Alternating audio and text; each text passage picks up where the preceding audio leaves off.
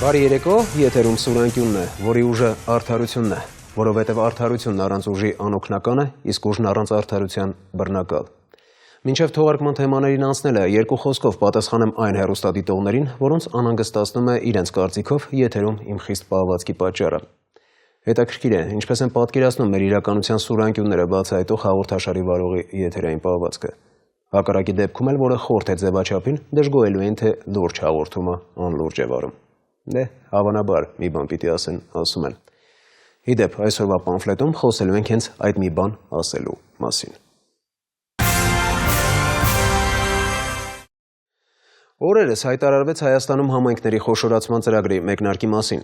Ըստ այդմ, առաջին փուլում հարակից գյուղերին կմիանան տուրիստական 3 կենտրոն՝ Տաթև, Ջերմուկ և Դիլիջան։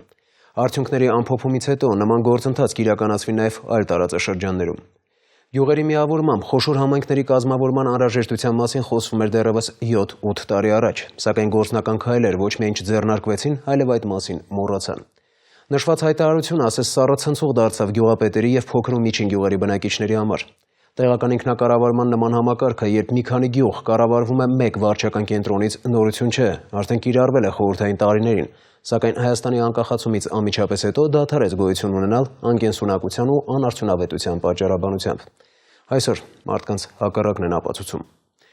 Իբր, համայնքների խոշորացմամբ ու վարչական ծախսերի կրճատմամբ գումարներ կխնայվեն, համայնքների բյուջեները կավելանան ու ավելի շատ աշխատանքներ կկատարվեն, ավելի թափանցիկ կլինի համայնքապետի ընտրությունը, իսկ տարբեր գյուղերից ընտրված ավագանին կկարողանա հակակշիռ դառնալ գյուղապետերին։ Ոչ ոք չի վիճարկում, այս ամենը վաղուց էր պետք, ժամանակն է ավելի մեծացնել գյուղապետերի գործունեության արդյունավետությունն ու վերահսկողությունը։ Սակայն արդյոք համայնքների խոշորացմամբ հնարավոր կլինի հասնել նշված արդյունքներին։ Մենք որոշեցինք հարցի շուրջ զրուցել համայնքների խոշորացման այս տարվա ծրագրում չընդգրկված մի քանի գյուղի բնակիչների ու գյուղապետերի հետ։ Ով, բայց նրանք հիանալի գիտեն այն իրականությունը, որում ապրում են, և կարող են նախանշել առկա սողանցքները, որոնց անգամ խոշորացումից հետո թույլ կտան համայնքապետ տեղական նշանակության իշխանիկ դառնալ կլանային պատերազմների միջոցով։ Ներկայացնում եմ Շուշանիկ Միրզոյանի «Ուժեղի բռունցքը թույլի գլխին» տեսանյութը։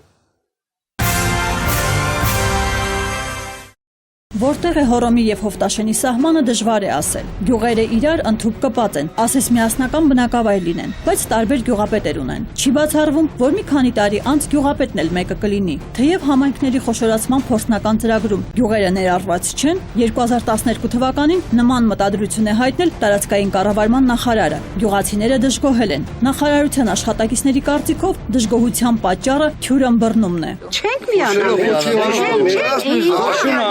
Իմ հարկս տալեմ եմ, ժամանակը լրիմ ուզումներն եմ, էլ հեմի ուրիշ գեղետ ու տարակ միացեցիք, մեր ինչ չդի ավել, մեր ինչ չդի փող։ Մեր գերի մեջի յոլա են կերտում, կրակ ես կրամ ես տայրատումն ապրիմ, հնարավոր ես տան վրա ապրիս, նույն բան ինչ տարբերություն, տունը տան վրա կապրի, թե գյուղը գյուղի վրա։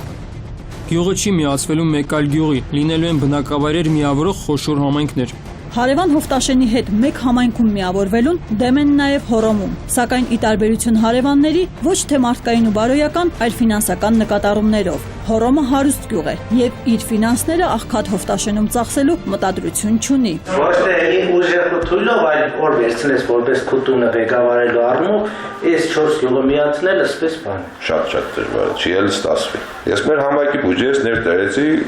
գումար։ Հովտաշենից ուներ գումար ներդրեմ, որ այդ ծրագիրը իրականացրեմ։ Բարձր արդեն խառնակումը կսկսվի։ Ամեն օր գյուղապետարան դուրը բաց է, մեր տեղեկանքի մար եղնեմ որ երթում են չի անում, մեր իրեկական մի։ Հմ երթան Սարատակ, Հոռոմ, շաբաթներով երթան կանք։ Ավելորդ ժամանակի կողմ Արմարվի է դարձա մեջ այդ տեղեկանքը վերցնենք։ Այսօր ես մեր գյուղի բնակիչներ գիտեմ, որ տունը հենց հիմա 100 տարի չկա։ Գյուղապետարանը լավ, մեր գյուղը չեղավ, եղավ Հովտաշեն։ Մեր գյուղից գնացին Հովտաշեն ոտով եկան, Լուսակերտին, Հովտաշեն կրնա էստա ոտով կա։ Կանք կիլոմետր է։ 5 կիլոմետր։ մենք ես մեկ արոդավայր չունենք, մենք կրանք մեր անասունները տանենք Հոռոմի արոդավայրը շտացնենք։ Կթողնենք Գնացպես բան հնարավոր է։ Բնակչությունը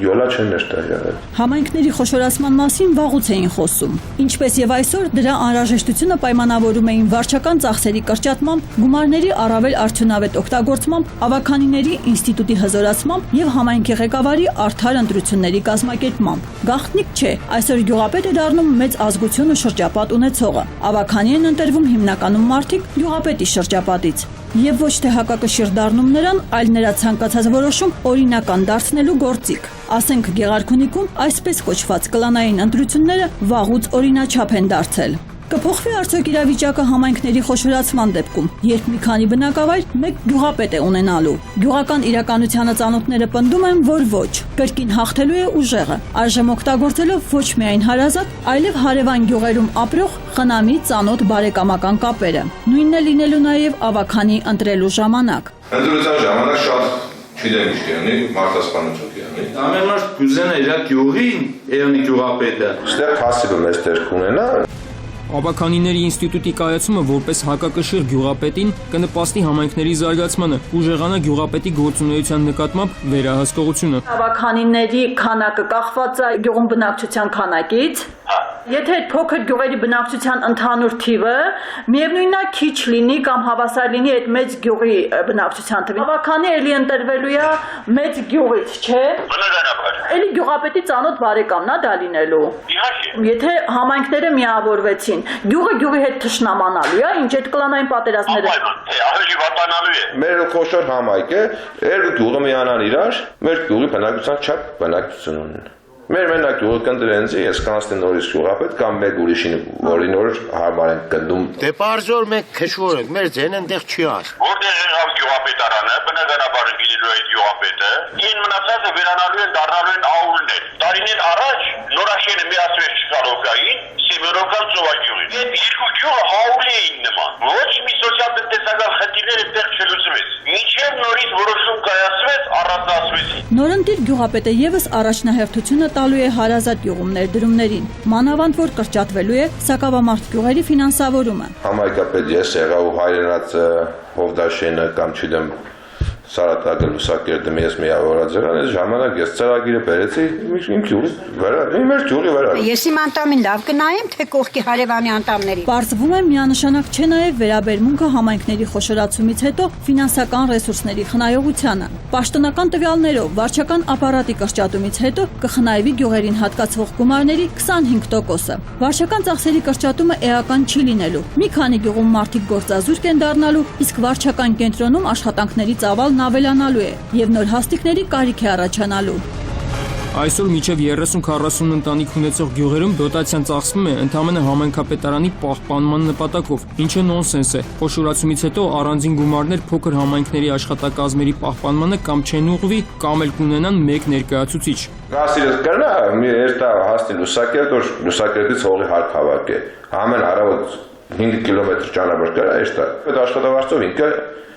չի երտա։ Ասենք բնակի ղեկավարությունները մեկ էլ մեր բուհատի կամ հարգը հավաք պետք է գյուղում ունենա, որ հարգերը հավաքեն։ Այդ խաստիկները պետք է լինեն, մի ասենք մի փոքր կրճատումներն է խնդիրը, բայց գիտեք ինչքան գյուղը հետ կմնա։ Ում հաշվին են խնայում։ Իմ երեխեք յարդա գնաց աշխատանքի հաշվին։ Մենք ոգի աշխատողը թողեք դեր ոգի հացու դեն, գոնե մեկ անոթի, երկու ստողի կապրեք։ Այս տարվա փոստական ծրագիր ընդգրկված եւ չընդգրկված գյուղերի բնակիչները մտադիր են բողոքի ակցիաներ կազմակերպել։ Տարածքային կառավարման նախարարությունում էլ ասում են, կարիք չկա, հանրաքվե կանցկացվի։ Այս հայտարարությունը մարդկանց վստահություն չի ներշնչում։ Մեր կարծիքը հաշվի առնող էին, թող նախքան ծրագիր մշակելը հանրաքվե անցկացնեին, պնդում են գյուղացիները։ Շուշանիկ Միրզոյան, Գառնիկ Սիրեկանյան, Զոհրաբ Քարամյան, Սուրանկյուն։ Օրերս համացանցում տեսանյութ հայտնվեց, որը հեղինակների հավաստմամբ պատկերում է Գյումրիի քաղաքապետ Սամվել Բալասանյանի առանձնատան մոտ տեղի ունեցածը։ Ըստ այդմ նախկին քաղաքապետ Վարդան Ղուկասյանի որդին Սպարտակ Ղուկասյանը իր ընկերների հետ մեքենաներով մոտենում է Բալասանյանի առանձնատանը, քաղաքապետի հասցեին հայհոյանքներ եւ սպառնալիքներ հնչեցնում եւ օդկրակում։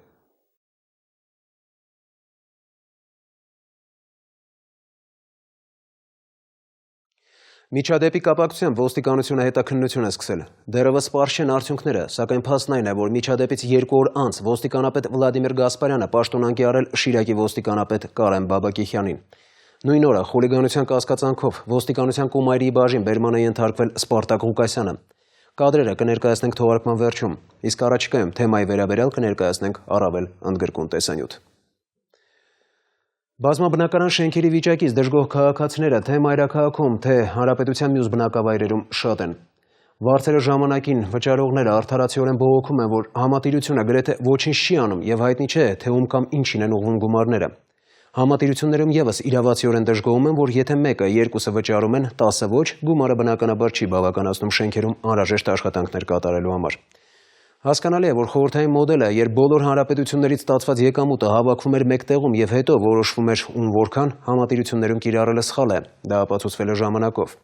Վճարում եք, սակայն ձեր շենքում ոչ մի փոփոխություն չեք տեսնում։ Անհասկանալի է մեկ այլ բան։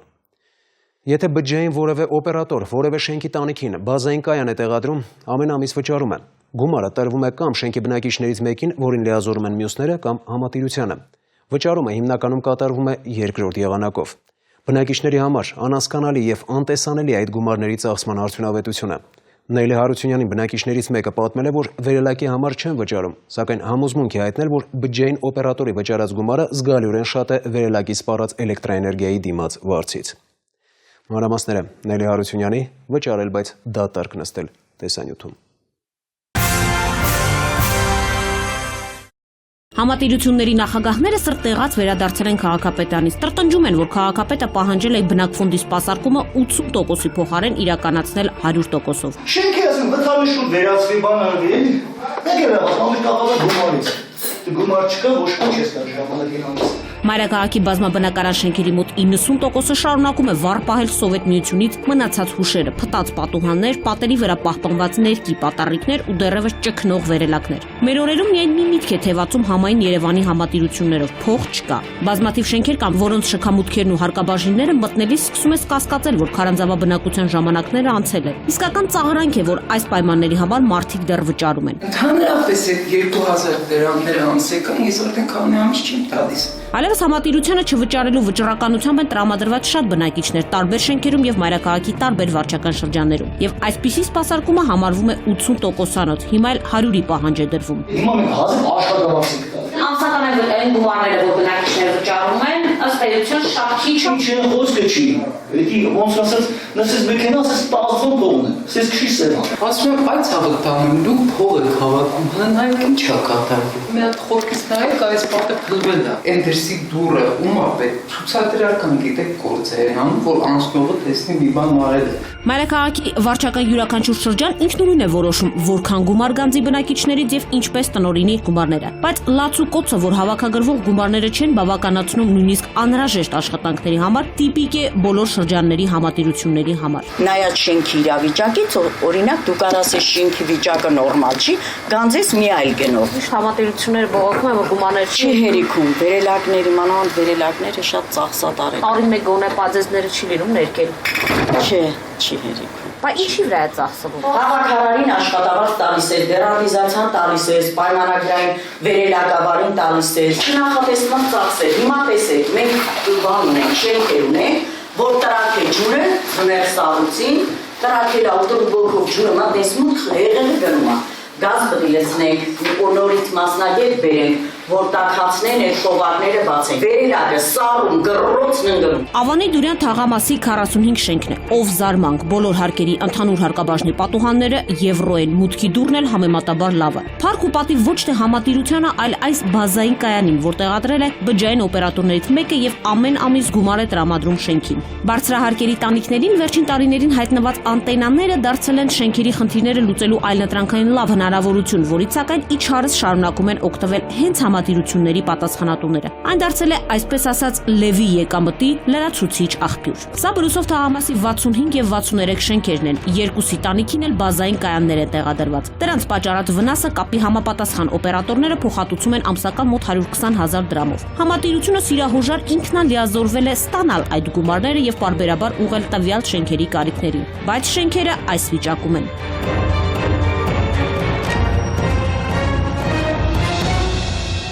Անտենայի հաշվին իհարկե համատիրությունը զիջումների գնացել է, որոշ դեպքերում չեն վճարում վերելակի էլեկտրաէներգիայի գումարը, որը սովորաբար չի գերազանցում ամսական 13,000 դրամը։ Որոշ դեպքերում էլ զիջել նաև սպասարկման մյուս ծախսերը։ Համատիրությունները այդ շենքի ոչ մի բանի համար փող չվերցնում, բանը բոլորը դենց գալիս այդ գումարի վրա, այդ փոխանցման վրա կանգնում։ 54 բնակարանը դե հիմա որ վեկալ հաշվի ասենք միջինով 1300։ Կգի վճարի ընդամենը 56765 դրամ։ Ամեն ինչ իրար հետ։ Առանց մոտ աղբեր ասեն կոպիտ աշխարհ կան, 50,000 կոպիտ։ Ասես ամենամտեն 150,000 մտածել դու։ Բայց անսական առնվազն 50,000 մնոմա, որ կարելի է էլի ծախսել շենքի չգիտեմ։ Մուտքերը վերանորոգելու համար։ Ու ինչի վրա են ծախսում այդ գումարը, հա, կոմունալ վճարումներն են անում, ասենք շենքի հետ, ու լիֆտի փող են տալիս։ Հետո մի բանկաններ կարող են առնել հարկը ամեն ամիս մի հարկը կարգի բերեն կամ լույսեր անցկացնեն աստիճանների։ Դավիթ Հաշենի շենքերից է, իրավիճակը նույնն է, գումարը փոխանցվում է համատիրությանը, վերջինս իր վրա է վերցրել վերելակի էլեկտրաէներգիայի ծախսը եւ վերջ։ Ուր է ուղղվում գումարի մնացած մասը, ենթադրաբար ոմանց գրպանները։ Փոխանակ ապակի կպցնեն, ցելոֆան են կպցնում, լիֆտի սպասարկման վարձն են մուծում։ Եվ ձևականորեն առաջի հարկն են ընդհանրապես ամեն տարի վերանորոգում, բայց շենքը բաղկացած է 9 հարկից։ Վերելեք ինչքան գումար են հատկացնում ամսական շենքին։ Կարծեմ 150,000 է կարգ։ Իսկ լիազոր ունեք շենքից ընտրված բնակիչներ, թե համատեղությունն է տնօրինում գումարը։ Արդեն համատեղությունն է։ Ընտրեմ, տեսնում եք մեր մուտքը 150,000-ին համապատասխանում է ամսական։ Բջջային օպերատորի բազային կայան կա տեղադրված նաև ջրվեժի մայակ թաղամասի 42 շենքում։ Թաղում այն դարձել է օրինակելի ու նախանձելի։ Լրացուցիչ միջոցների ներգրավումը այս շենքում նկատվում է, քանի որ գումարը տնօրինում է բնակիչներից ընտրված լիազորը, ոչ թե համատիրությունը։ Դա համատիրության շենքեր է, նայեք։ Իսկ ոնց է շենքում մեկը կա ստանում է, ինքը ոնց է ներկայացնում ամեն ամիս ինչի վրա է շենքի բնակիչների հետ նստում են, հաշվում են ինչը պետք է անեն, ոնց անեն ու անում են։ Տեղեկեք ինչքան գումար ամսական տալիս անտենայի համար։ 20,000 այն։ Այս տարիներն են փոխել, առաջարկի Փիլակյաններն այդ նավեսն է, կրիշն են դրի սարքել, մենք էլ հիմա դաբավեշնի էլի սարքում են կրիշի վրա, որ ջուր չկա, հա։ Այստեղ մուտքի դուր են ուզում դնեն, ռեմոնտ անեն այս մեջերը։ Ավելի բարեկարգ շենքերը մերթ-ընդմերթ շարժում են որոշ համատիրությունների նախընձախնդրությունը։ Հավանառինչ 2.2 շենքի տանիքին բազային կայան չկա։ Այդուհանդերձ համատիրությունը որոշել էր եվրո դռներով փոխարինել մուտքերի դռները, բայց կեսից ըստ ամենայնի փոշմանել է։ Երկրորդ մուտքի բնակիչները այդպես էլ իրենց հասանելիք դուռը չեն ստացել։ Իրավիճակը նման է փակ շրջանի։ Շենքերը հանձնված են համատիրությանը, դրա պատասխանատուները հավաքում են գումարներն ու որոշում ինչպես տնօրինել։ Իսկ եթե բնակիչները դժգոհ են նրանց աշխատանքից, ստիպված են հարմարվել կամ ինքնուրույն լուծել իրենց խնդիրները։ Կա նաև երրորդ տարբերակը՝ պահանջել համատիրություններից ամեն ամիս շենքերում փակցնել հաշվետվություն կատարված ծախսերի ու աշխատանքների մասին։ Եթե շենքը գումար է ստանում նաև բջջային որևէ օպերատորից, ապա հաշվետու լինել դրա հաշվին կատարված աշխատանքների մասին նույնպես։ Նելի Հարությունյան, Զոհրաբ Քարամյան, Գառնիկ Սիրեկանյան, Սուրանկյուն։ Միայն սիրով, հոգատարությամբ, գթասրտությամբ եւ կարեկցանքով կհաղթենք անտարբերությունը։ Սա հավերժական կանոն է։ Մեծահոգաբար եւ սրտացավությամբ մոտենանք մեր կողքին ապրող աղքատներին, անօթևաններին, որբերին, հիվանդներին, հաշմանդամներին, որովհետեւ արդարացում չունի այն կյանքը, որն անցնում է առանց մարդուն ծառայելու։ Սուրենկյան խեղված ճակատագրեր էջը հենց այդ կանոններով է առաջնորդվում եւ մշտապես իր հերոսների կողքին է։ Բացառություն չեն նաեւ նախորդ թողարկման հերոսները։ Գործազուրկ ծնողների անչափահաս 6 զավակները երեկոներն արդեն վայելում են հոգի ջերմացնող էլեկտրական լույսը, զբաղվում են դասերը պատրաստում, իրար երես են տեսնում եւ վերջապես լուսավորությունը տարբերում են մթությունից։ Մեր համերկրացիները անաղորդ չմնացին այս ընտանիքի ցավին եւ շատերը օգնության պատրաստակամություն հայտնեցին նախորդ եթերի ժամեր, իսկ Facebook-ում րոպեներ անց։ Իսկ Արցախից ստացված առաջարկը որքան անսպասելի էր, այնքան էլ մարդկային եւ հուզիչ։ Ընտանիքին բնակության են հրավիրում ապահովելով տնով եւ աշխատանքով։ Անկացի կողքին կանգնել է մեր օրերում մեծ շռայլությունը եւ ուրախալի է, որ մարդիկ ճակատագրից շեղվածներին մենակ չեն թողնում իրենց դարդու ցավի հետ։ Ասում են մարդն արժե այնքան, որքան իրեն է գնահատում։ Մեր բարերարներն իրենց բարձր են գնահատում։ Այժմ Տաթև Մեսրոպյանի խիղճը օրենք չի ճանաչում տեսանյութը։ Կիսախավարում ապրած այս ընտանիքում, որտեղ 6 անչափահաս է մեծանում, հույսը լույս բերեց։ Հաղորդումից րոպեներ անց հարյուրավոր արձագանքներ ստացանք։ Նույնիսկ Հայաստանի էլեկտրացանցերից պատրաստակամություն հայտնեցին հոսանքով ապահովել նրանց։ Սակայն պրոդյուսեր Հայկ Մարությանը եւ դերասան Ռաֆայել Երանոսյանը գյուղապետի եւ էլեկտրիկի աջակցությամբ արդեն լուծել էին խնդիրը։ Գնացինք էլեկտրոցանց, ստացվեց, որ իմ թղթերը դասավորվեց եւ իրանք անմիջապես իմացան, որ մենք մի ամիս ու կես, 2 ամիս անլույս ենք եղել եւ եկան միացրեցին մեր լույսերը։ Երեխաների համար է շատ անսպասելի էր, իրանք շատ ուրախացել էին։ Իրանք շատ լավ են զգում, լույսի տակ են, դասերը սովորում են, ամեն ինչ ահագին բաներ կարգավորվել է, իրանք թեկուզ եւ քնելու ժամը։ Ավելին, հաղորդման հաջորդ առավոտյան երևանցի Հարություն Հարությունյանը օգնությունից զատ պատրաստակամություն հայտնեց ընտանիքին ապահովել վառելիքով եւ գյուղ հասցրեց 5 խորանարդ մետր վառելափայտ։ Շատ անսպասելի էր, որ ասենք այդպիսի լավ ինչ-որ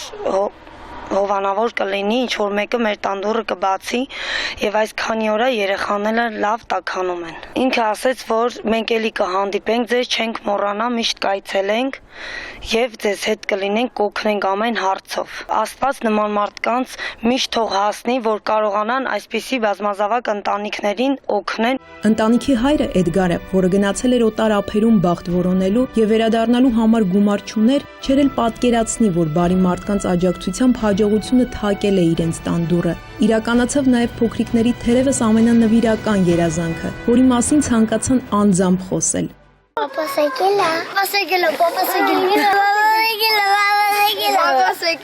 Շատ շնորհակալ եմ բոլորից, որ ինձ օգնեցին եւ գումար ուղարկեցին, եկա ասա իմ ընտանիքի գլխին։ Քանի հոգի ասել են տարբեր աշխատանքներ,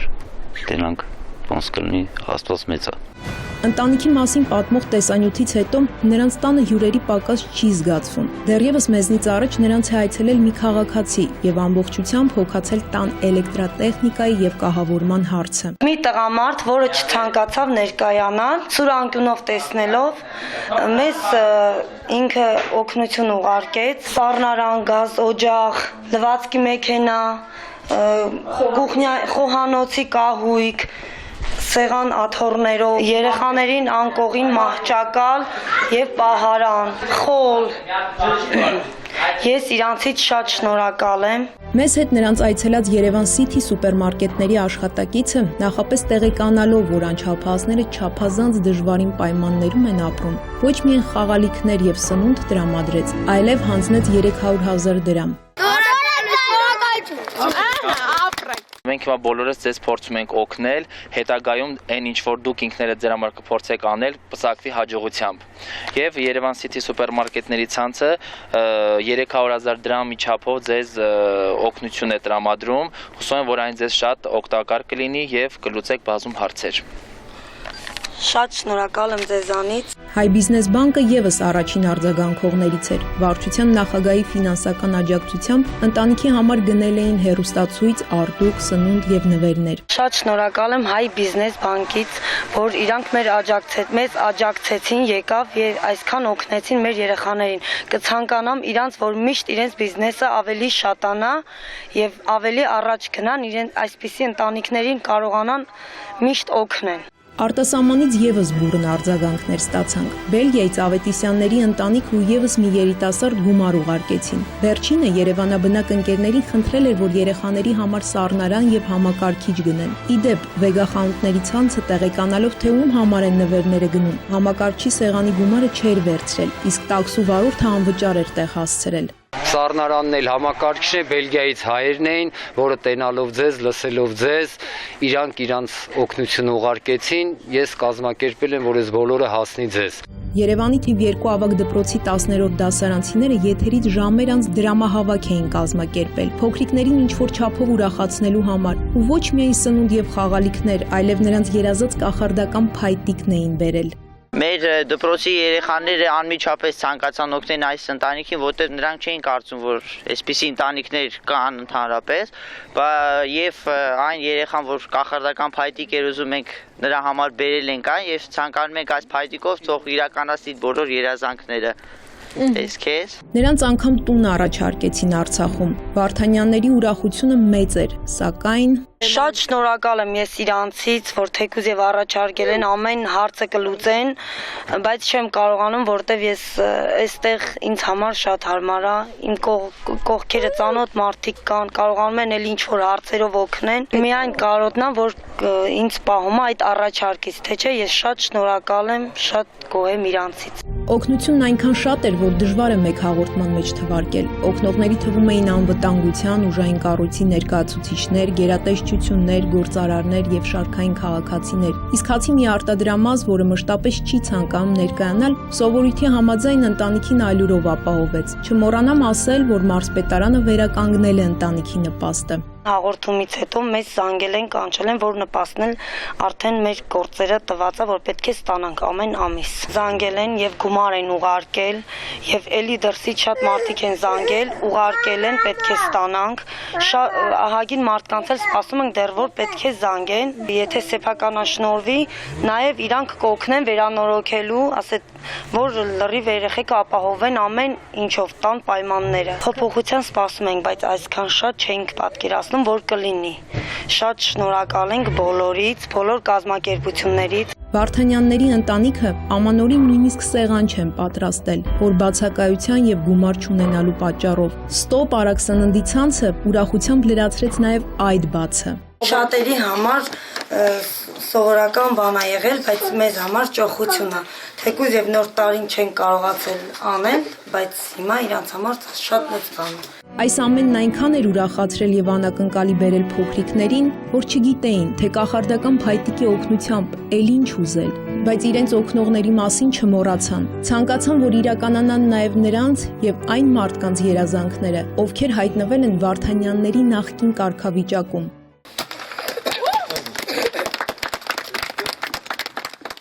Տաթև Մեսրոպյան, Զորաբ Քարամյան, Գառնիկ Սիրեկանյան, Սուրանկյուն։ Թողարկման երկրորդ հատվածում դիտեք։ Նա տեղում որոշում է նրա դերի տեսակը։ Փայտանյութ էր տեղափոխում Իրան, մտավ Բագրատաշինի անցակետ։ Փաստաբանյութը բացված է կիսատ։ Ստիպեցին բեռնատարի նկատմամբ հսկողություն սահմանելու հրահանգ տալ։ Մեքենան դուրս է գալիս։ Ուշադրությունը միանգամից սևեռվում է մի բանի վրա։ Մոտար մարմնի արկայություն։ Շները միանգամից ուշադրությունը կենտրոնացին բեռնատարի կցորդի հատակի ուղղությամբ։ Գործընթացին հետևում էր նաև բեռնատարի վրացի վարորդը։ Առաջին ես։ Այսքան մեծ քանակի թմրանյութ առաջին անգամ են հանդիպում։ Հաշվում ենք ու դնում ենք ստեղ։ Ինչու էին մաքսանենգները տախտակը Վրաստանից Իրան տեղափոխում սառցարան բեռնատարով։ Ընդհանիրների մեջ ինչ-որ բան թաքցված լինի, ապա բարձր։ Այս բեռի ընդհանուր արժեքը միջինը $200 միլիոն է։ Թմրանյութեր բերում են մի քանի ուղղություններով։ Ֆրանսիայից Սուբոտեքս տեսակի թմրամիջոց փոխադրում են հենց սեփական մարմնում։ Նա թաքցրել է սեռական օրգանների մեջ։ Փաթեթը բացվել է նրա ստամոքսում, որը նրա մահվան պատճառ դարձավ։ Մինչև չգա հետինը չի հիշվի առաջինը։ Կորում։ Երբեք չես իմանա, թե հաջորդ անգամ որքան գումար ես վճարելու։ 10,000 դրամ փող ակցը։ Վարորդների դժգոհության պատճառը լիցքավորվող տաք գազն է։ Ինքը պետք է հանգստանա, պետք է նստի։ Մեքենան կարելի է վարել այնպես, ինչպես վարում են բենզինով։ Չեն էլ վճարում։ Ինչքան բարձր եղավ, այնքան քիչ են վճարելու։ Մեքենայի մեջ 17-18-ով։ Շատ վճարելու գաղտնիքը մասնագետները կապում են նաև ցրտի հետ։ Եթե 20 րոպե գարաժում կայնես տակասնես, դա սա զապրովկետ կուրա։ Շարունակում են վարորդներից թեյավճար վերցնել։ Թեյավճարը պարտավոր չեն տան, որտեղ Այստեղ զարմանալիորեն աշխատում են հին եղանակով։ Թե ինչ են անում իրանք ընդ Աստված գիտի։ Գազալցակայանների գործունեությանը Սուրանկյունը հաճախ է անդրադարձել։ Դրանց մասին նորից խոսելու առիթը վերջին շաբաթներին հարյուրավոր վարորդներից ստացված դժգոհություններն են։ Մինչև ավտոգազալցակայաններում բաշխիչ աշտարակների տեղադրումը մեքենատերերը դժգոհում են, թե միտեղ լավ են լիցքավորում, մյուսում ոչ, միտեղ գազը տաք է, մյուսում համեմատաբար սառը, թեյավճար են պահանջում լավ լիցքավորելու համար եւ այլն։ Կարծիք կար, թե բոլոր լցակայաններում բաշխիչ աշտարակների տեղադրումից հետո դժգոհությունները չեն լինի, բայց արի ու տես, որ այդպես չէ։ Հիմա շատ վարորդներ են պնդում, որ նախկինում նույն մեքենայի, նույն բալոնը լիցքավորելով ավելի երկար ժամանակ էին մեքենան վարում, քան հիմա։ Եթե այդպես է, ապա որն է պատճառը։ Հերմինե Բաղդասարյանը փորձել է գտնել այս հարցերի պատասխանները։ Մասնագետների հավաստիացմամբ, նախկինում որևէ վարորդ չգիտեր, թե քանի կիլոգրամ գազ են լիցքավորում։ Միակ տվյալը, որը տեսանել էր գազալցակայանում, ճնշումն էր։ Հիմա բաշխիչ աշտարակների միջոցով լիցքավորելիս վարորդի համար տեսանել է նաև գազի քաշը եւ վճարումը կատարվում է դրան համապատասխան։ Տեխնիկական գիտելիքներ ունեցող ծանոթներիցս մեկը վերջերս հավաստիացնում էր, որ բաշխիչ աշտարակներում երևացող գազի ջերմաստիճանը կարող է չհամապատասխանել իրականին, քանի որ ուզած տվյալը ստանալու հազարումի ձև կա։ Գազի ոլորտի մասնագետները սակայն նշում են, որ եթե անգամ գազի ցուցադրվող ջերմաստիճանը չի համապատասխանում իրականությանը, միևնույն է վճարում եք այնքան, որքան լիցքավորվում է։ Մանրամասները Արթարի Վաստակը Հարամի Կրպանում տեսանյութում։ Որ հիմա գազալցականներում լիցքավորումն իրականացվում է ավելի անվտանգ տարբերակով փաստ է, բայց արի ուտես, ինչպես ասում են, մինչև չգա հետինը, չի հիշվի առաջինը։ Որքան էլ զարմանալի է, շատ վարորդներ կարոտով են հիշում խաբեության հին ձևերը։ Բոլոր գազալցականներում խոսակցության թեման մեկն է։ Վարորդները փորձում են լուծել հանելուկը։ Ինչպես է ստացվում, որ վճարում են ավելի շատ, բայց վարում անհամեմատ քիչ։ Նույն գազը լիցքավորում են միտեղ 8000-ը, մյուս տեղը եթում են 6000-ը, իրանք է չգիտեն թե ինչ կինա։ Փողը շատ է գնում, կիլոմետր բան չես հասկանում սրանից, գրում ես։ Կորում։ Առաջ խոսքի լցում էի 200 քանի կիլոմետր քշում էի, հիմա 150-ը չեմ քշում։ Իրիկունը զապրավկեն անում ես, ասենք, մի կիլոմետր քշում ես, գալիս կանգնում ես, առավոտ հելնում ես 80 գազ իջնում է։ Իրավունք չունի այդքան իջնելու, թու 20 իջնի, 30, բայց ոչ 80։ Գազալցման բաշխի ճաշտարակներից շատերը գլուխ չեն հանում, թեև էլեկտրոնային եղանակով համակարգը ցույց է տալիս քանի կիլոգրամ, ինչ ճնշման ու ջերմաստիճանի եւ ամենակարևորը ինչքան գումարի գազ է լիցքավորվում։ Բայց ինչպես տաքսի մեքենաների դեպքում երբեք չես իմանա, թե հաջորդ անգամ որքան գումար ես վճարելու։ Այդ ապարատները չեն արտարացում կոնկրետ։ Փողը գրում է մի գլուխ, գրում է ու չես էլ հասկանում այդ Ես ապարատը մտնում 10000 դրամ փող ա գցել, 10000 դրամ։ Դե գոնե գիտես 6600-ն ա մուծում ես։ Զապրովկան դուս ես գալ։ Ընդ անկապ է, կարող է լցի 9000 բռնի, կարող է 97 բռնի։ Տարին մի անգամ նախ ստուգաչափում է, չէ՞։ Ստուգաչափումը, դրա ստուգաչափումը իդեպ շատ պրիմիտիվ է։ То есть ցանկացած մարդ նույնիսկ կարա կոնտրոլ անի, որտեղ խոսքը վերաբերում է տադար բալոնին, որը կշռվում է, որից հետո զապրավկայի արվում, նորից կշռվում է։ Եվ քաշը պետք է համապատասխանի այնտեղի քաշի։ Վերցրեք հասարակ կազինոյի ապարատները, նույն ապարատներն է, այնտեղ ավելի բարդ սխեմաներ կա, քան այս ապարատի մեջ։ Այն մարդիկ ենի կարում են ձևափոխեն, էսի չեն կարում։ Եթե հանկարծ գազալցակայանի աշխատակիցը կամ որևէ մեկը փորձի այդ կապարականի կվնասի ու փոխել այդ ջերմաստիճանի թույլատրելի չափը կամ ճնշման թույլատրելի չափը, մետրիչության կողմից հայտնաբերվելու դեպքում եւ կնշանակվի վարչական տուգանք եւ կկասեցվի տվյալ գազալցակայանի գործունեությունը։ Գազալցակայանի նախկին աշխատակիցը վստահեցնում է, որ վարորդների դժգոհության պատճառը լիցքավորվող տաք գազն է, ինչը բնականաբար սառելուց հետո նստում է։ Վարորդներին ծանոթ երևույթ է, երբ որևէ մարզի գազալցակայանում լիցքավորում են, ստացվում է կիլոմետրաժը երկարում է։ Այստեղ գազը հասցնում է հանգստանալ, քանի որ լիցքավորողների թիվը անհամեմատ քիչ է։ Խմորի նման բան է, ինքը պետքա հանգստանա, պետքա նստի, դառնա ժիտկի, որ գա, բայց ինքը չի հասցնում նստի։ Ինքը ոչ թե գազի ծավալ է չափում, այլ անմիջապես որպես չափման ֆունկցիա ինքը չափում է գազի քանակությունը, то есть քաշը, կիլոգրամ։ Իսկ կիլոգրամը, մի կիլոգրամը, պատկերացրեք, ասենք ունեք կիլոգրամանոց քար։ Մի տնեք գազի վրա տաքանա դառնա 100 աշճան, թե սարած տնեք խալաձեմինք, ինքը մեկա մի կիլոգրամ է։ Բայց դատչիկը չի համապատասխանում այդ կիլոգրամի հետ։ Գազալցականներում իրավիճակը հուսադրող չէ, չկան հերթեր։ Մեքենատերերի համար արդեն միևնույն է, որտեղ կլիցքավորեն։ Մեկ է ձեռնտու չէ։ Գազալցականներից մեկի աշխատակցից հետաքրքրվեցինք, թե ինչ ջերմաստիճանի տակ են լիցքավորում։ Բնականաբար ասացին, որ իրենց գազով մեքենան կարելի է վարել այնպես, ինչպես վարում են բենզինով։ Սառը գազի դեպքում չեն էլ վճարում, Չեն վճարում։ Հիմա ինչքան եթե սառը լինի, գումարը խորանարդը ավելի շատ է լցվում, գումարը ավելի շատ է կազմում։ Հիմա այս մեր ազգը չես հասկանում, ինչ է ուզում։ Ինչքան ուզում եք այդ ապարատները փոխեք, սիստեմը պետքա փոխվի։ Սիստեմը սառը պետք է գա, այդ ապարատի մեջ սառը գազը պետքա գա։ Տակ եկա, ուզում է սովորական շլանգով լցնես, կապ չունի։ Տակ ջերմաստիճանի տակ լցնեն ավելի շատ են բողոքական։ Մեկ ուրիշ գազալցակայանում ջերմաստիճանն ուրիշ էր, ասում են ինչքան բարձր եղավ, այնքան քիչ են վճարելու, բայց հովնասով չեն աշխատի։ Հիմա մեր մոտ գազը գնում է մեքենայի մեջ 17 աստիճանով։ Ես կարող է տատանվի։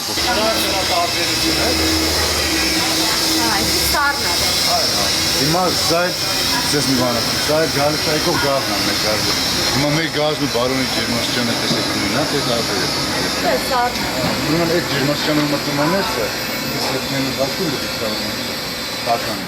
Քիչ վարելու եւ շատ վճարելու գաղտնիքը մասնագետները կապում են նաեւ ցրտի հետ եւ ֆիզիկայի օրենքները վկայակոչելով տարբեր օրինակներ բերում։ Մարդիկ չեն իմացի իրենք ինչքան են զապրավկա արել։ Հիմա ասում է նրանից շատ է, թե բայց այն ինչքան է եղել։ Դու գիտես, որ ասում ես, ասենք նրանից շատ եմ քշում, թե քիչ եմ քշում։ 20 րոպեն, եթե օրինակ ասենք տրասով ես, չէ՞ գնում։ Դառնալով 100 կիլոմետր երեխեք։ Եթե 20 րոպե գարաժում կայնես տակասնես, դա սա զապրովկետ կուրա։ Ասենք այն ժամանակ 5 րոպե է տակասնում, իմի 10-15 րոպե է տակասնում, բայց դա 5 գազ է խլում։ 5-ից 10 գազ մաքսիմում։ Հերվիս նկատեցին, որ այստեղ մեքենաների կուտակում կա։ Մտածեցինք գուցե ավելի լավ են լիցքավորում։ Պարզեցինք հերթի պատճառը։ Այստեղ զարմանալիորեն աշխատում են հին եղանակով։ Չնայած վարորդներն արդեն դժգոհում էին, որ ուրախությունը կարճ է տևելու։ Նոր բաշխի ճաշտարակներն այստեղ էլ կտեղադրվեն։ Մի երթ կամ կես երթ ավել ապարատների համեմատ։ Դայմար 30-40-ի տարբերությունը զապրստը մի 800-ից 1000-ի տարբերությունը ամեն ինչով։ Տնօրենը թեև նշում է, որ հին սարքերով գազի կորուստն ավելի շատ է, բայց դե աշխատում են։ Հետաքրքիր է, մինչև հիմա ոնց են այդքան կորուստով աշխատել։ Իսկ նոր բաշխի ճաշտարակներն, ասում է, ավելի ձեռնտու են։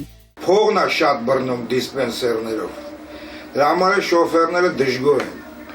Ասենք եթե երկու բալոնը սենց բռնում է 4.4, սենց բռնում է մոտ 3000։ Պարզ է, որ սառը գազի մասին խոսելն ավելորդ է, քանի որ այստեղ էլ նշում են, որ սառը ավելի թանկ է։ Ուզում եք ժամերով ձեր ավտոն կանգնացնեմ, էլի նստելու է։ Ես էլ եմ ասում, խտությունն ու կալորիականությունը գցած է, ոնց որ անվորակ գազն է։ Հիմա թե ինչ են անում իրանք ընդ, Աստված գիտի, մենք չենք հասկանում։ Հետաքրքիր է, որ մինչև հիմա շատ տեղերում շարունակում են վարորդներից թեյավճար վերցնել, իսկ որ լցակայանը հրաժարվել է թեյավճարից, այդ մասին հպարտորեն գրավոր տեղեկացնում է։ Այն ժամանակ 500 դրամը տալիս էին, գիտեինք, որ ավել լցում են, մարդիկ նորմալ լցում են։ Իմի տալիս է, չես տալի այդ ապարատն է լրի որոշում ու ավելի քիչ է լցում, այդքան մի բան։ Վարորդները այդ թեյավճարը պարտավոր չեն տան, որտեղ իրանց այդ նույն բանն է, որ դուք բենզին լցնելուց թեյավճար տաք, որ նորմալ լցնեն։ Եթե նախկինում տալիս էին, որտեղ չէր երևում, ինչքան են լիցքավորել, երևում էր մենակ ճնշումը, որ ճնշումը շատ է, ապա հիմա այդ խնդիրը չկա։ Հին թե նոր սարքավորումներով աշխատելը դեռևս խաբեությունից ազատվելու երաշխիք չէ, որովհետև խաբելու ձև միշտ էլ գտնվում է։ Պարզապես տնտեսվարողները չպետք է մտածեն միայն իրենց շահի մասին, այլապես այս գլուխկոտրուկն այդպես էլ լուծել չի լինի։ Հերմինե Բաղդասարյան, Զոհրաբ Քարամյան, Գառնիկ Սիրեկանյան, Սուրանկյուն։ Մեր հաղորդաշարը հիմնականում անդրադառնում է արատավոր այն երևույթներին ու դեպքերին, որոնք հաճախ սպրտում են մեդիայի աչքից։ Այսինքն ինքներս ենք փորձում օրակարգ ձևավորել եւ չենք անդրադառնում այն դեպքերին, որոնց սևեռվում է մեր գործընկերների ուշադրությունը։ Սակայն մեղրի մաքսագետում տեղի ունեցածի մասին չէին կարող չխոսել, այն պարզ պատճառով, որ փաստն աղաղակող է, կարելի ասել համաշխարհային նշանակության, քանի որ բացահայտվեց 927 կիլոգրամ հերոինի տարանցման փորձը։ Տարբեր հաշվարկներով մահաբերբերը գնահատվում է մինչև $200 միլիոն, ինչն աննախադեպ է առնվազն հետխորհրդային երկրների համար։ Առաջին հայացքից թվում է, թե նման քանակությամբ թմրանյութ ոչ ոք չի փորձի անցկացնել, ինչպես ասում են, անհուսալի ճանապարհով, եւ դա վկայում է նարկոտրաֆիկի համաշխարհային փորձը։ Այսինքն չի բացառվում, որ նարկոբարոններին նախկինում հաջողվել է նույն ճանապարհով թմրանյութ անցկացնել, սակայն այն, ինչ պատմեց այդ խայտարակությունը կանխած մաքսավորը, մեղմ ասած կասկածի տակ է դնում նշածս վարկածը։ Այդ մասին Արմեն Աթալյանի տեսանյութում, իսկ մինչ այդ նախկինում միջազգային հեղինակավոր մի շարք կառույցներ Հայաստանը դիտում էին որպես թմրանյութերի տարանցման հարմար երկիր։ 927 կիլոգրամ հերոինի տեղափոխման կանխմամբ ապացուցեցինք, որ կարծիքը թյուր է։ Թեպետ ձերբակալվածները Վրաստանի եւ Թուրքիայի քաղաքացիներ են եւ թանկարժեք բեռնատարը ուղևորվում էր Վրաստան, սակայն մամուլում անմիջապես շրջանառվեցին մի քանի վարկածներ, մասնավորապես թե Հայաստան շուրջ 1 տոննա հերոին կարող էին ուղարկել Թուրքիայի հատուկ ծառայությունները, թե կազմակերպիչները ցանկացել են, որ թանկարժեք բեռը հայտնաբերվի եւ այսպես շարունակ։ Զերծ կմնան որևէ գնահատականից, առավել ևս, որ ազգային անվտանգության ծառայությունում քննություն է ընթանում։ Միայն նշեմ, որ տեսանյութը պատրաստելիս ստացել ենք նաև ոստիկանության աջակցությունը, որպեսզի թմրանյութերի վերաբերյալ ամբողջական պատկեր ունենանք։ Այժմ աղվեսն ու թակարդը նույն բեռնատարում տեսանյութը։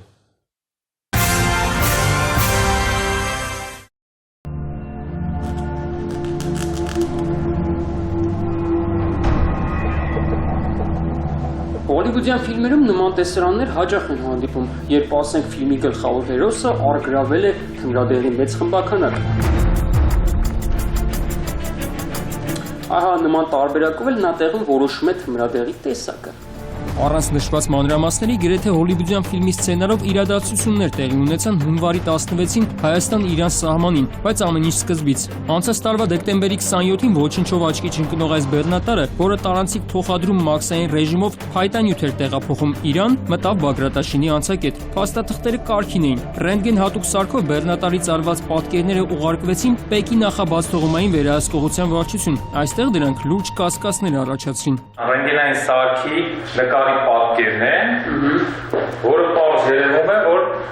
անտառանյութը բացված է կիսա։ Ի սկզբանե կասկած է առաջացնում, որովհետև ինքը ծախսը ավելի մեծ է, քան շահույթը կստանա, այո։ Մյուս կասկածն դա է, որ մեքենան սառնարանային է։ Տվյալ փայտանյութի համար չի նախատեսված։ Այս կասկածները ստիպեցին Վահրամ Գյուրօղլյանին բեռնատարի նկատմամբ հսկողություն սահմանելու հրահանգ տալ։ Դեկտեմբերի 28-ին բեռնատարը հասնում է Մեղրի։ Այստեղ բեռնատարին արդեն ծանոթ աշխատակիցները նորից այն ստուգում են ռենտգեն սարքով։ Համեմատվում է Բագրատաշենի ռապիսկան զննման սարքի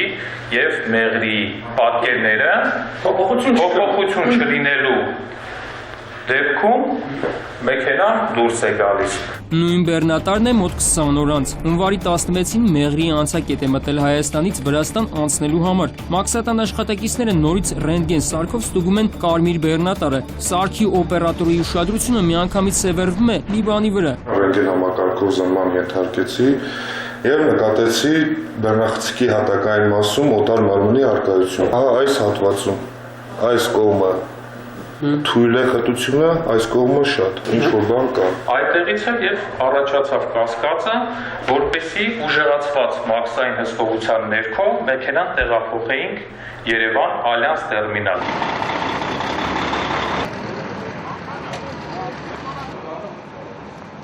Բեռնատար մեքենան եւ նրան ամրակցված կցորդը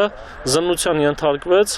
ներգրավելով նաեւ Պետեկամուտերի կոմիտեի կինոլոգիական կենտրոնի շներին։ Շները միանգամից ուշադրությունը կենտրոնացին բեռնատարի կցորդի հատակի ուղղությամբ։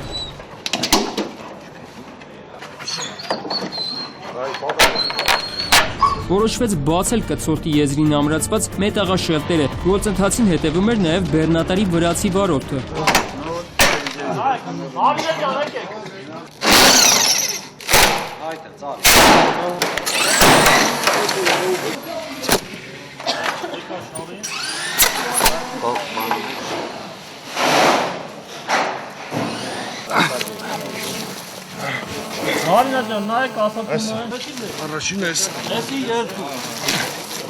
Կցորդի հատակային մասում հատուկ հարմարեցված թաքստոցներից հայտնաբերվեց 47 փաթեթներ, որոնց մեջ առկա էր 927.6 կիլոգրամ ընդհանուր քաշով հերոին տեսակի թմրամիջոց։ Մոտ 1 տոննա հերոին խնամքով փաթաթված տուփերում։ Մաքսավորներն ասում են, որ մինչ այսօր նման ճանապարհով տարբեր ապրանքների մաքսանենգ ներմուծում են գրանցել ու կանխել, հագուստից սկսած մինչև շինանյութ, բայց այսքան մեծ քանակի թմրանյութ առաջին անգամ են հանդիպում։ Հաշվում ենք ու դնում ենք ստեղ, վերջում ինքը կաշու, էլի։ 47 հատան, որը համարակալած։ Հիմա այսի մենք վարդում ենք, որպեսի գործակցության տանենք։ Այստեղ էլ պարզացավ, թե ինչու էին մաքսանենգները տախտակը Վրաստանից Իրան տեղափոխում սառցարան բեռնատարով։ Հենց այս մեքենաների բեռնախցիկի հատակում է հարմար թաքստոց կառուցել ու տարբեր իրեր թաքցնել։ Սակայն ինչպես երևում է, այդ հնարքը ոչ միշտ է աշխատում։ Մաքսատներում կիրառվող ժամանակակից տեխնոլոգիաները բավական բաթացնում են մաքսանենգների գործը։ Ռապիսկան ռենտգեն համակարգը թույլ է տալիս նաև ստուգել նյութերի խտությունը։ Փայտանյութը, եթե տարբերակով ուրիշ ապրանք թաքցված լինի կցորդի ներսում, ապա նյութերի խտությունը ստուգելով մենք կարող ենք գտնել, որ տարբերակով ապրանք կա։ Այսինքն եթե այս տախտակի մեջ, չգիտեմ, ոսկի պահեն։ Այո, ոսկի տարբեր ապրանքներ։ Մետաղական ինչ։ Մետաղական, կերևան։ խոշի տարբերակներ կա անիվների մեջ են, չէ՞, պահում։ Միանգամ այստեղ կերևա փաստորեն։ Մենք կարող ենք նայել, եթե անիվների մեջ ինչ-որ բան թաքցված լինի, ապա բարձր է։ Հերոինի 1 գրամի արժեքն ըստ մաքրության աստիճանի $150-ից $300 է, այնպես որ այս բեռի ընդհանուր արժեքը միջինը $200 միլիոն է։ Թանկարժեք բեռնատարի վարորդը Վրաստանի քաղաքացի Ավթանդիլ Մարտիաշվիլին ձերբակալված է։ Գործը ազգային անվտանգության ծառայության հսկողության տակ է։ Առգրավված մոտ 927 կիլոգրամ թմրանյութը ևս։ Հունվարի 17-ին Ծառայությունը հաղորդագրություն տարածեց, ըստ որի Երևանում ձերբակալվել է դեպի Թուրքիա հերոինի տարանցման կազմակերպիչներից Օսման Ուգուրնուն։ Այս դեպքը ցույց է տալիս, որ նարկոբարոնները Հայաստանը դիտարկում են որպես թմրանյութերի տարանցման հնարավոր ուղի, սակայն ակներևը, որ նրանք վատ են պատրաստվել կամ հաշվի չեն առել Մաքսայինի հնարավորությունները։ Հայաստան ներկրվող ու տեղում սպառվող թմրանյութերի տարածման ուղիները մի քիչ այլ են։ Մեր երկիր թմրանյութեր բերում են մի քանի ուղղություններով։ Ֆրանսիայից Սուբոտեքս տեսակի թմրամիջոց, Թուրքիայից Ափիոն տեսակի, էկստազի տեսակի թմրամիջոց, Իրանից մետամֆետամին տեսակի թմրամիջոց, իսկ Ռուսաստանից ներկրում են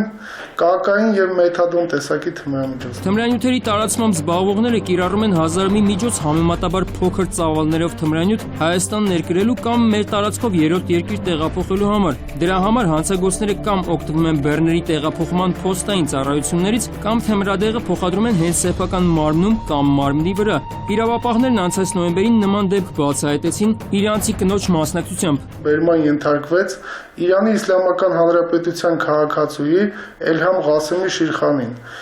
որի անձնական զննությամբ Էլհամ Շիրխանիի կրծքալի միջից հայտնաբերվեց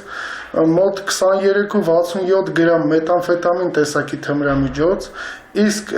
ներքնազգեստի միջից 90 հատ մեթադոն տեսակի թմրամիջոցի հատեր։ Նա թաքցրել է սեռական օրգանների մեջ եւ անցնելով Հայաստանի Հանրապետության պետական սահմանը հանել եւ պահել էր ներքնազգեստի մեջ։ Մարմնում թմրանյութ տեղափոխելու փորձը Իրանի մեկ այլ քաղաքացու համար էլ եղավ ճակատագրական։ Ամֆետամինով լցված փաթեթը բացվել էր նրա ստամոքսում ու այսպես ասած պերեդոզ առաջացրել։ Իրանի Իսլամական Հանրապետության քաղաքացի էր, որը գալով Հայաստանի Հանրապետություն, հատ զգալով իրեն տեղափոխվել էր հիվանդանոց։ Նրա օրգանիզմից հանվեց մի քանի փաթեթները, սակայն վերջինս օրգանիզմում մնացել էր նորից մի քանի փաթեթներ, որը նրա մահվան պատճառ դարձավ։ Փոստային ծառայությունների միջոցով թմրանյութի փոխադրումը բավական հուսալի տարբերակ է թմրավաճառների համար։ 2013-ն է քաղաքացին Ֆրանսիայում բնակվող մտերիմներից ծանրոց է ստացել, որոնք կոսմետիկ տարբեր միջոցներ կան։ Լավ զննությունը սակայն ցույց տվեց, որ կոսմետիկ միջոցներում կոսմետիկ թաքցված է թմրանյութ։ Անժելա Իգիթյանի ծանրոցում, հայ փոստի միջոցով ուղարկված ծանրոցում հայտնաբերվեց 300 Սուբոտեքս տեսակի թմրամիջոցի դեղահաբեր։ Թաքցված էր ստվարաթղթե արկղում գտնվող մարմնի քսուկի ամանում։ Տեխնիկապես հնարավոր չէ պարզել, թե երկիր մտնող դուրս եկող ամեն մեկն ինչ ունի իր սեռական օրգանում կամ ստամոքսում, թե ինչ է դրված երկիր մտնող կամ երկրից դուրս եկող ծանրոցներում։ Նշված բոլոր դեպքերն իրավապահները բացահայտել են օպերատիվ տվյալների հիման վրա։ Ուրիշ բան է Մաքսայինի դեպքը։ Այստեղ զգոնության ու տեխնիկայի ճիշտ կիրառման դեպքում իսկապես հնարավոր է բացահայտել նարկոբարոնների մոգոնած ցանկացած հնարք, ինչն էլ ապացուցվեց նախորդ շաբաթ Մեղրի անցակետում։ Արմեն Աթալյան, Զոհրաբ Քարամյան, Գառնիկ Սիրեկանյան, Սուրանկյուն։ Կվերադառնանք քիչ անց։ Ազարտի մեջ ընկած Չարենցավանի ոստիկանության ու հրշեջներին դիվադադար էր արել։ Ամաց եմ եղել, բան չեմ հիշում։ Հայտնաբերում են դին, ամբողջովին մոխրացած։ Ապակին կոտրելուց հետո հայտնաբերել են Ստեփանյանի դին։ Երևի պոլիտեկիստ է։ Դուրս էին թափվել ու փորձում էին իրենց ուժերով մարել կրակը։ Արա վերևը կպարտո պահի շուշուն։ Ձեր տակուկ կաբինետներից դուրս եկեք եւ ծանր տեխնիկայով մենամարտի բռնվեք ծանր սառույցների հետ։ Կանգնելա նորի դեգրոտ մեքենան է եկել խփել։ Գայի ստաժավոր աշխատակից Նովելը ոչ մի նովելում նման բան չէր հանդիպել։ Քննիչը չի բարեհաճում պատասխանել իր հեռախոսազանգերին։ Բախման ձայնը լսելի է եղել մի քանի տասնյակ մետրից։ Ինգեր աղբորպես պապիրոսով հեռու ավտոից։ Շամշան ջան, կարող ես նենց նկարել, որ դեսպանատան շենքը չերևա։ 19-ամյա Ռոմանոս Էլոյանը մահացել էր տեղում։ Դրեք հետելի, հետ։ Բրաբուսով բռնել ու ես խեղճուկրակ երկու տաքսիներին լանգ է տաղարել։ Քորա գալիս էր, ահա։ Տեսնես ինչ էր բրտել Գյումրի նախկին քաղաքապետ Վարդանիկ Ղուկասյանի այս մեծ գլխով տղու ուղեղին։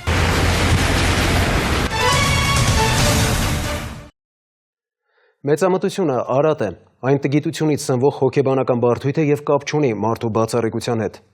Մեծամիտը սկզբում կորցնում է իրականության զգացողությունը, հետո սևեռվում իր թվացյալ մեծության վրա, վերջում էլ իրեն պատկերացնում ավելի գեղեցիկ, մեծ, ուժեղ, քան իրականում է։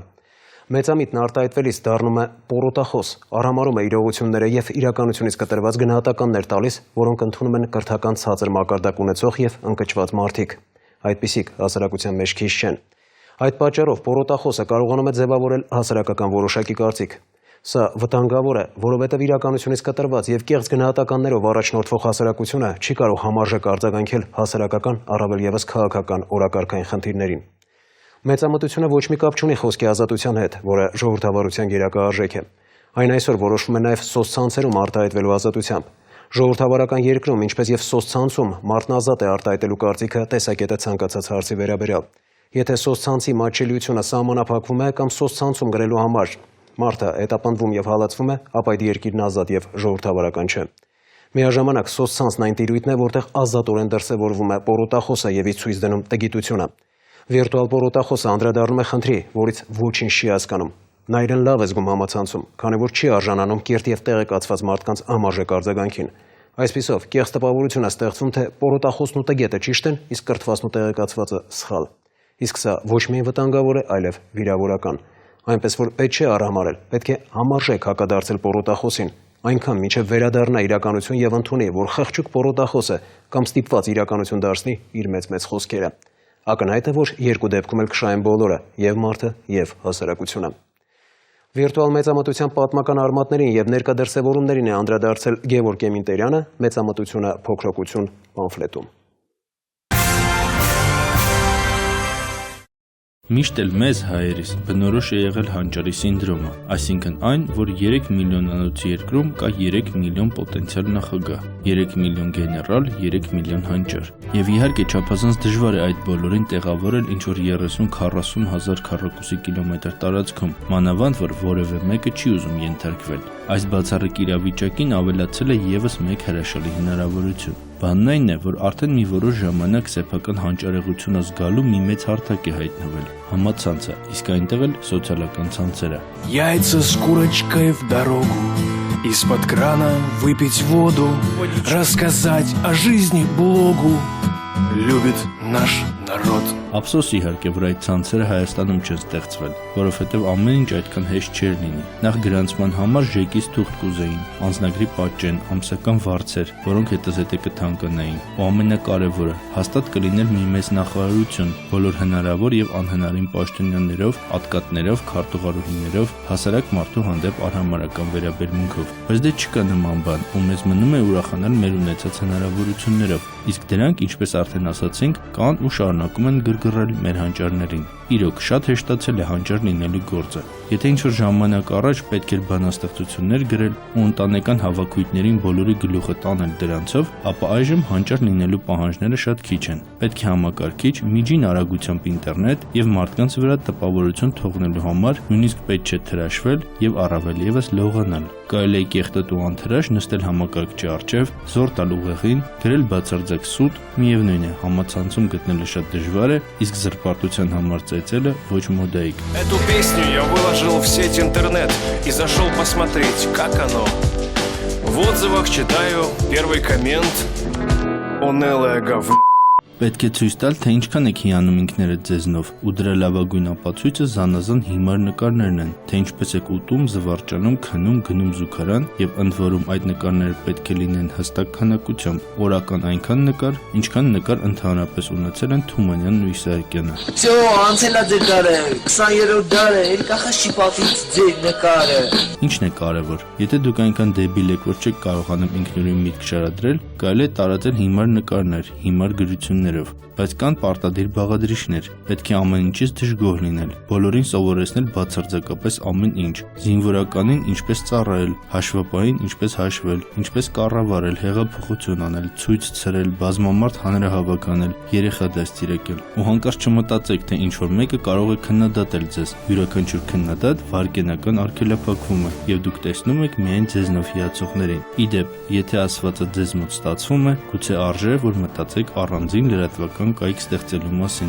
Ձեզ մոտ երևի թե դա էլ ստացվի։ Գևորգ Էմինտերյան, Սուրանկյուն։ Սուրանկյունը պարբերաբար անդրադառնում է հրդեհային անվտանգության կանոնների պահպանման անհրաժեշտության խնդրին, ընդ որում թե արտակարգ իրավիճակների նախարարության տեսչական ստուգումների, թե առանձին տեսանյութերի տեսքով, տեղեկացնելով, որ անգամ աննշան կայսը կարող է լուրջ հրդեհի պատճառ դառնալ։ Ականջալուր չեք լինում, իսկ հետևանքներից մեկը ընդամենը մի քանի օրվա տարբերությամբ արձանագրված պատահարներն են։ Հունվարի 19-ի դեպքը սարսափելի էր։ Արցախի փողոցի շենքերից մեկի 10-րդ հարկում ծագացրդը տեսանելի էր մի քանի կիլոմետրից։ Ընդ որում սարսափելին այն էր, որ հրդեհը բռնկել էր առավոտյան ժամը 4-ի սահմաններում, երբ մարդիկ քնած են եղել։ Տանտերը 43-ամյա Կարեն Չարչյանը հասցրել է փրկել անչափահաս 2 երեխաներին, սակայն ստացել է խոր այրվածքներ եւ մինչեւ այժմ վերակենդանացման բաժանմունքում է։ Մյուս 2 դեպքը տեղի ունեցել Կոտայքի մարզում, ընդ որում, ինչպես ասում են, ձեռագիրը նույնն է։ Քանաքերավան գյուղի ամարանոցներից մեկում բազմոցին հայտնաբերում են 61-ամյա Ստեփան Ղազարյանի մոխրացած դին ու ամբողջությամբ այրված կատվին։ Քասաղ գյուղում էլ Աշոտ Ստեփանյանի դին այրվածքների հետքերով։ 2 դեպքով էլ դեռևս չկա վերջնական եզրակացություն, սակայն նախնական տվյալներով հրդեհը ծագել այն ժամանակ, երբ քնած են եղել։ Շաբաթվա քրեական քրոնիկոնը, դժբախտ պատահարներն ու ավտովթարները Գագիկ Շամչյանի կրակի լեզուները երկար են տեսանյութում։ Հիշում եք հեքիաթը, որ թագավորն ասում էր, թեև այնպիսի սուտ ասի, որ ասեմ սուտ է, թագավորությանս կեսը կտամ նրան։ Ինչ էր մտածել Չարենցավանի բնակիչ Ձախորդ Կարեն Ազարյանը, որ ազարտի մեջ ընկած Չարենցավանի ոստիկանությանն ու հրշեջներին դիվադաթար էր արել։ Տեսնում եք այս կամուրջը։ Մի երեկո կանգնեցնում է կամրջով անցնող Մերսեդեսի վարորդին ու խնդրում, որ ոստիկանությանը տեղեկացնի, թե իր ընկերը հենց նոր իրեն ցածն է տես գետը։ Մերսեդեսի վարորդն էլ դրսևորելով քաղաքացիական իր պարտքը ականջալուր է լինում ու սկսվում է մի իսկական կինո։ Ես շնորհակալ եմ ամբողջ միլիցիայության անձնակազմից, փրկարար ջոկատից, ամբողջ գիշեր այս կանալի, այդ գետի մոտով տանջվել են միջև լույս։ Չի փոշմանել, որ այտենց փոշմանել է, ինքը չի էլ հիշում ինչ արել։ Գիշերվա մեկին սառնամանիքին մինչև լուսաբաց հրշեջ ոստիկան խառնվել էին իրար, բայց դիակը չկար ու չկար։ Արդեն լուսաբացին Չարենցավանի ոստիկանները ոստիկանապետ Սամվել Տոնոյանի գլխավորությամբ պարզում են իրականությունը ու տնից կոկոնը տաքացած Ազարյանին բերման են ենթարկում ոստիկանություն, որն էլ խոստովանում է, թե խմած է, ասի միլիցեքի ու փրկարարների աշխատանքը ստուգեմ։ Ասել եմ, որ 3 օր առաջ բալոտի տղեն մահացած իրան գցեց կանալ։ Հետո կանալի եզրով գնացել եմ, չեմ հիշում ուր եմ գնացել։ Տեսար Փանոշյան, որտեղ քոնը կասես, այնտեղ էլ օրենքին է։ Իսկ օրենքը այս դեպքում քեզանից մարկային գտնվեց։ Ու հասկանալով վիշտը, քանի որ հայրդ մոտ 1 շաբաթ առաջ էր մահացել եւ խղճալով մորդ ստորագրությամբ քեզ ազատ արձակեց։ Համած եմ եղել, բան չեմ հիշում, բայց իմ արարքի համար փոշմանել եմ շատ։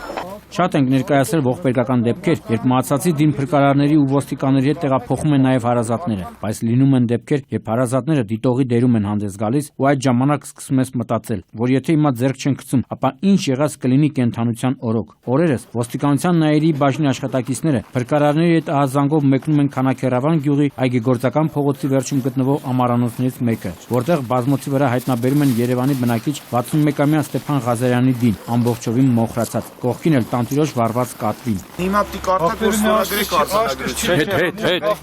Հետ։ Ըստ նախնական տեղեկությունների, մահվան պատճառը եղել է այն, որ Ղազարյանը բազմոցին պարկած վիճակում ծխելուց է եղել, աչքը կպել է ու վառված ծխախոտը բազմոցին ընկնելով հրդեհ է առաջացել։ Դին, որը կարելի է ասել, մի բուռ էր դարձել։ Ոստիկաններն ու փրկարարները տեղադրեցին պարկի մեջ ու գյուղամեջ տեղափոխելու համար մոտ 4 կիլոմետր ոտքով ճանապարհ կտրեցին, քանի որ ճանապարհն անանցանելի էր մերկասառույցի պատճառով։ Տեղափոխման ողջ ընթացքում պատվո պահակի նման մահացածի բարեկամները լայեղ չեն անում տակուկ ջիպի միջից դուրս գան ու ձեռք մեկնեն տղերքին։ Այստեղ են ասում. «Վայ ապերախտ, ապերախտ»։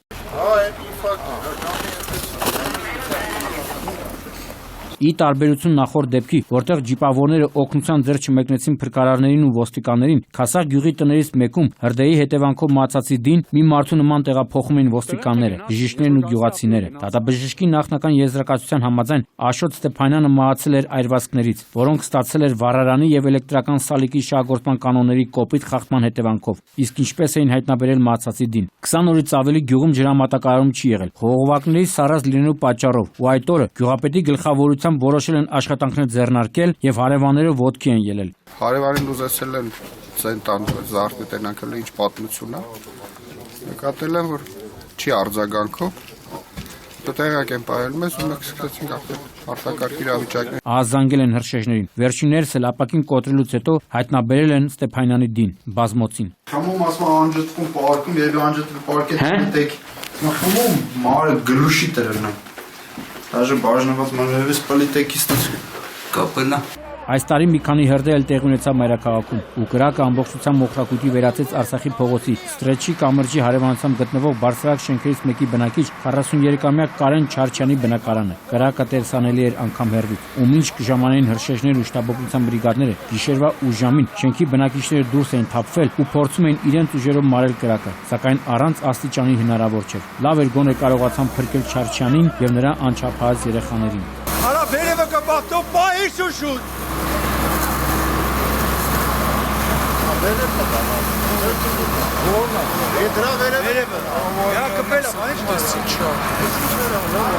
Հրդեհի առաջացման պատճառը պարզ կլինի հակահրդեհային փորձաքննության արդյունքները ստանալուց հետո, բայց գովելի է, որ կարճ ժամանակում դեպքի վայր հասան նաև 103 շտաբօգնության մի քանի բրիգադներ, էլեկտրացանցի եւ գազի ծառայության աշխատակիցները, որոնք ժամանակավորապես հոսանքազրկեցին շենքը, իսկ գազի ծառայողները փակեցին շենք սնուցող գազախողովակը։ Թեպետ բնակիչները բողոքում էին, թե օպերատիվ ծառայությունները ուշացել են, ու դա հասկանալի է, քանի որ նման դեպքերում 1 րոպեն մի ամբողջ հավերժություն է թվում։ Փառք Աստծո, գոնե այս դեպքում զոհեր չունեցանք եւ հուսով ենք, որ Երևանու վարչական շրջանի ղեկավարությունը կպահի իր խոստումը, այն է, բնակչին միայնակ չի թողնի եւ անհրաժեշտ օգնություն կցուցաբերի։ Հարգելի բնակիչներ, խնդրում ենք աչալրջորեն մոտենաք ու պահպանեք հրդեհային անվտանգության կանոնները, եւ դա բխում է նախ եւ առաջ ձեր իսկ շահերից։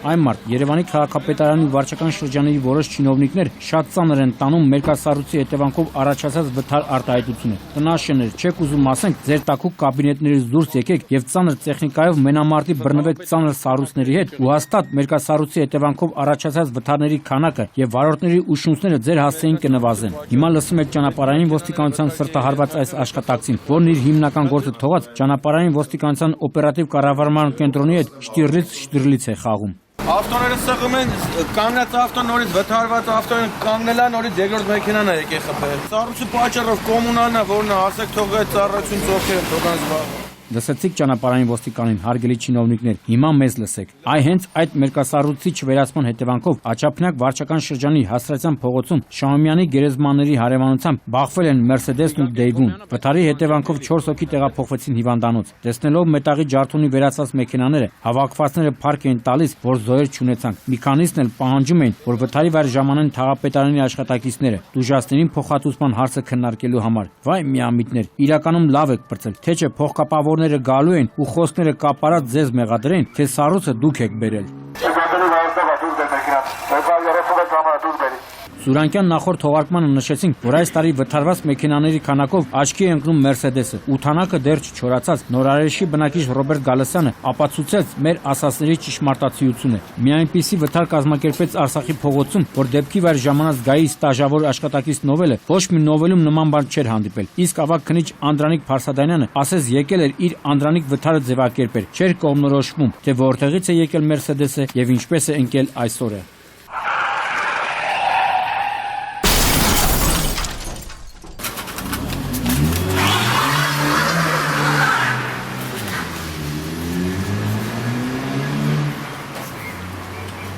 Բարեբախտաբար բնակիչներն ու այդ պահին նշված հատվածում ծառայություն կատարող Էրեբունու ոստիկանության պահպանության բաժնի տղաները ժամանակին հասան ու վարորդին եւ ուղևոր 20-ամյա Արթուր Ղարիբյանին տեղափոխեցին հիվանդանոց։ Մինչ կշարունակենք ներկայացնել նախորդ շաբաթվա վթարների քրոնիկոնը, խոսենք մի դեպքի մասին, որ տեղի է ունեցել դեկտեմբերի 6-ին, երբ ողբերգական ավտովթարի հետևանքով մահացան երիտասարդ դերասան Ջիվան Նիկոլյանը եւ 45-ամյա Արամ Փիլոսյանը, որոնք մի քանի հոգու է գնում են Քյարքի ոլորաններ նկարահանումների։ Վթարի մասին տեղեկացրել ենք, ինչից հետո մեզ հետ էր կապվել երիտասարդ դերասանի մայրը եւ հայտնել, որ գործը քննող քննիչը չի բարեհաճում պատասխանել իր հեռախոսազանգերին, հարուցված քրական գործի վերաբերյալ իրենց ուզող հարցերի պատասխանները տալու համար։ Մինչև այժմ ոչ մի քննչական մարմինները ոչ մի աշխատանք չեն տարել այդ։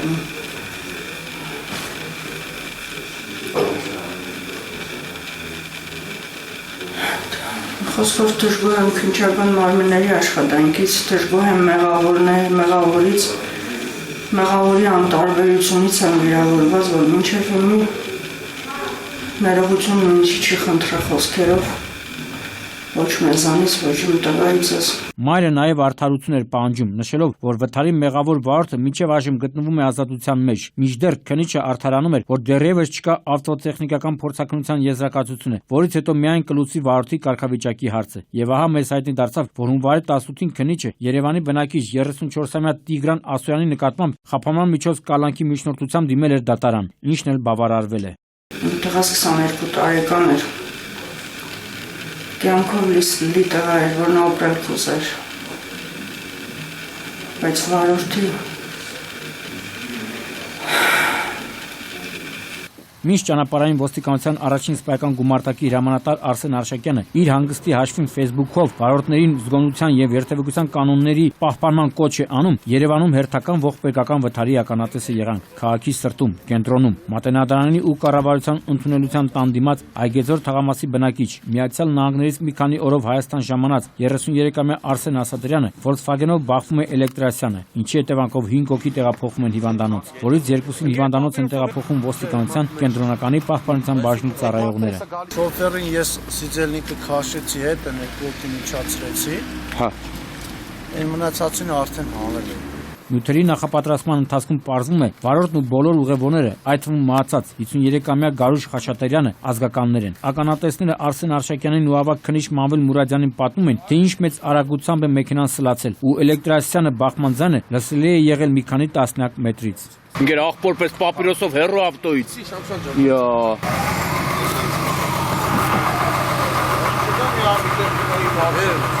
Հիշում եք, երբ Շանթ ռեստորանային համալիր 55-ամյա Սամվել Ղարիբյանի ներխուժման դեպքը ներկայացրելիս նշել ենք, որ Ղարիբյաններին կփրկի միայն հոգևորականներն ու սնխչիները։ Երևի թե նույնը պետք է անի ԱՄՆ դեսպանը, քանի որ շաբաթ չկա, որ դեսպանատան առաջ վթարներ տեղի չունենան։ Համ էլ դեսպանատան անվտանգության աշխատակիցները ամեն անգամ չեն ասի, թե Շամշան ջան, կարող ես նենց նկարել, որ դեսպանատան շենքը չերևա, տնաշենն է, շենքն էլ հո շենք չի, այնքան մեծ է, որ ոնց նկարում ես մեջն է։ Ինչև է, ոնց որ շեղվեցինք։ Ճանապարհային ոստիկանության օպերատիվ կառավարման կենտրոն ազանգ է ստացվում, որ դեսպանատան հարևանությամբ Toyota-ն հայտնվել է ճանապարհի բաժանարար բետոնե արգելապատնեշի վրա։ Կարծում եք, Gold համարանիշներով Toyota-ի 29-ամյա վարորդ Էդգար Մկրտչյանին հաճելի է անհարմար այս դիրքով հայտնվել դեսպանատան դիմաց ու ինչքան էլ արդարանա, որ այս մեքենայի հետ բախման արդյունքում է նման վիճակում հայտնվել, միևնույն է վիզա էլ չեն տալու, պատճառաբանելով, թե մեջքով էր կանգնած ու անարգալից վերաբերմունք է ցուցաբերել։ Ինչևէ, ճանապարհային ոստիկաններից ու գահի քննիչից 2 ժամ պահանջվեց, մինչև կարողացան պարզել, որ իրականում վթարի մասնակից են եղել Toyota-ն եւ Ford-ը։ Իսկ ահա այս օպելի վարորդը իր առջև նայելու փոխարեն Հայի Խասյաթի համաձայն կլանվել է վթարով ու ինքն է դարձել վթարի մասնակից։ Էսկոմ։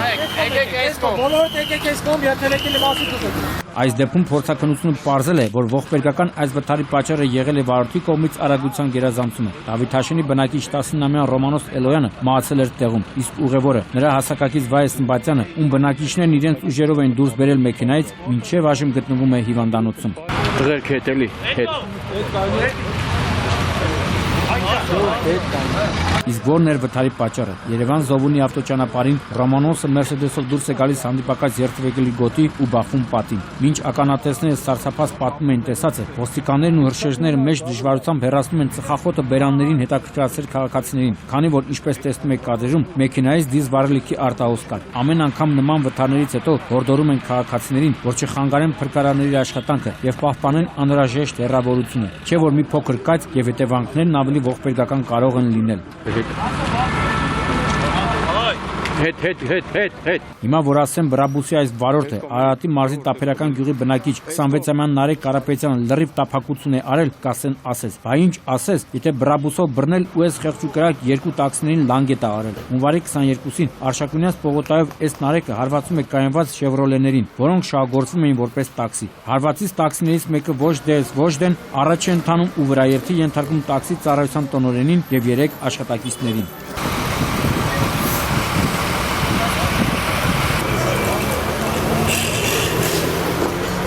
Մինչ քաղաքացիները իրենց ուժերով վիրավորներին կտեղափոխեն հիվանդանոց, իսկ փրկարարները վթարված մեքենաների գազի արտահոսը կկանխեն, ինչ որ անձի գահի ավագ քննիչ Կարեն Գրիգորյանին համոզում են, թե կարանք նենց անենք, որ Բրաբուսը պլաշակած չտեղափոխվի, բայց ապարդյուն։ Ու հենց առաջինը Բրաբուսը տեղափոխվեց Ուզբոյի մոտ։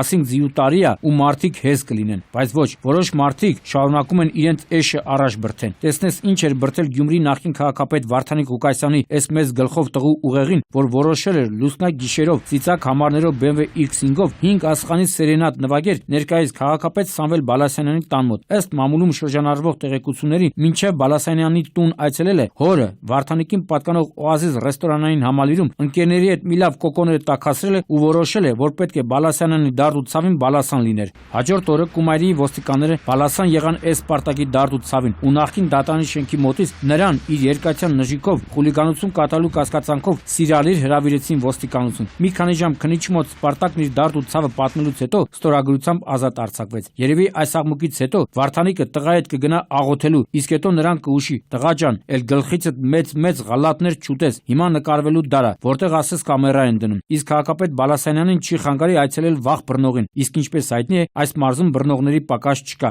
Գագիկ Շամշան, Սուրանկյուն։ Եվ վերջում նշեմ, որ մեր թողարկումից անմիջապես հետո Ռևոլյուցիա հաղորդաշարն է։ Հյուրը պաշտպանության նախարար Սեյրան Օհանյանն է։ Այսքանը։ Հանուն արդարության պայքարենք մինչև վերջ եւ բոլոր գործերում հիշենք վերջի մասին։ Կհանդիպենք փետրվարի 2-ին ժամը 22-ին։ Լույս եւ հոգու ջերմություն բոլորիս։